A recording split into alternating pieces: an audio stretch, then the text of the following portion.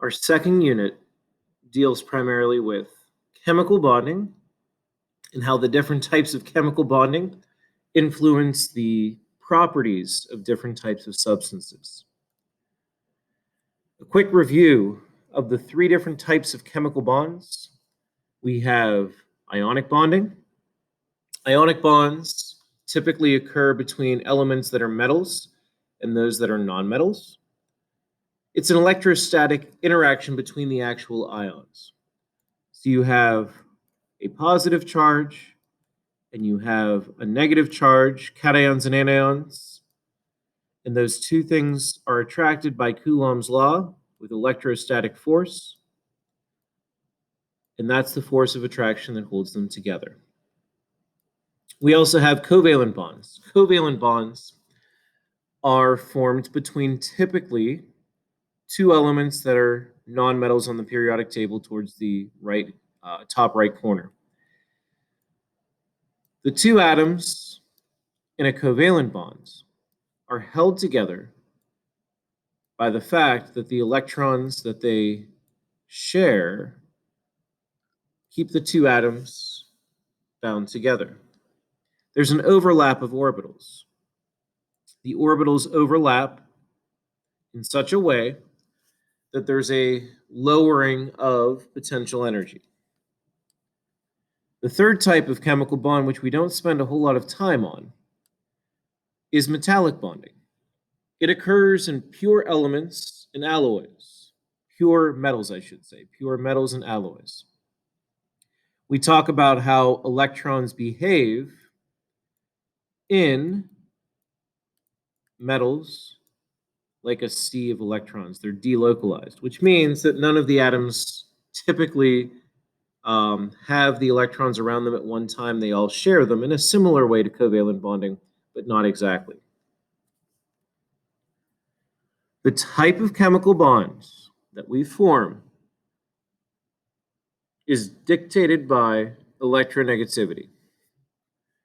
Electronegativity is another periodic trend. It's the ability of an atom to attract electrons to itself in a chemical bond.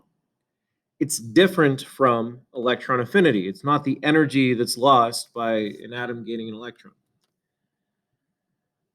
Electronegativity increases towards the right corner, the top right corner of the periodic table. And why is that?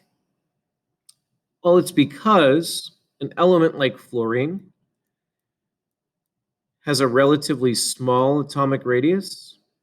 It only has two energy levels, so the electrons that are in the outermost shell are very close to the nucleus. And in addition to that, fluorine has 9 protons in the period that it's in compared to the 2 that lithium has. So those 9 protons also attract those electrons with more effective nuclear charge. So fluorine and oxygen and these other elements that are in the top right corner are the most electronegative. Fluorine is the most, oxygen is the second most electronegative, and then nitrogen and chlorine are kind of tied for third. And it's helpful to know just that fact when we're dealing with electronegative elements. This chart summarizes the effect that electronegativity has on bond type. Two elements that have a very high difference in electronegativity, such as cesium and fluorine. Cesium is a metal, very electropositive. Fluorine is a nonmetal, very electronegative. That means that the electronegativity difference is going to be very large, and that's going to cause the transfer of electrons and the electrostatic force of attraction according to Coulomb's law. If the electronegativity difference between the elements is very small, such as if you just have metallic elements that all have similar electronegativity, or if you have elements that are nonmetals that have similar electronegativity.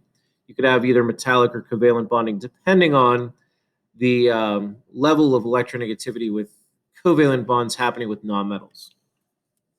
We're going to talk more about polar covalent bonds in a later lesson. Polar covalent bonds are kind of in an intermediate area of electronegativity difference, and it causes an unequal sharing of electrons in covalent bonds. We use Lewis symbols as a way to summarize valence electrons. Okay, so Gilbert Lewis was an American scientist. He came up with a shorthand way of representing valence electrons. And we also have this rule that we're going to be referring to a lot in this chapter. It's not really a rule, right? It's not something that holds true all the time, but it is a helpful place for us to start.